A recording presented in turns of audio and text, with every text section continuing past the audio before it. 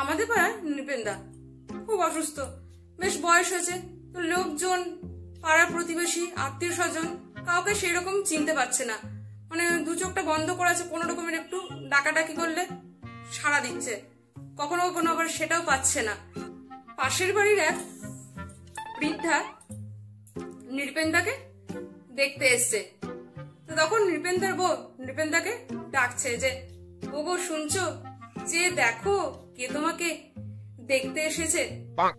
তো অনেক ডাকাডাকির পর নৃপেনদা অতি কষ্টে দু চোখ মেলে তাকিয়ে দেখেন যে পাশের বাড়ির ঝুমা বৌদি দেখতে এসছে।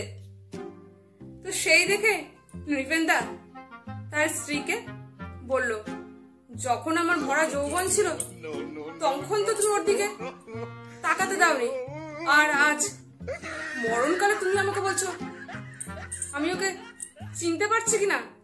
হ্যাঁ গা, তোমার কি বিবেক টিবেক বলে কিছুই নেই? হ্যাঁ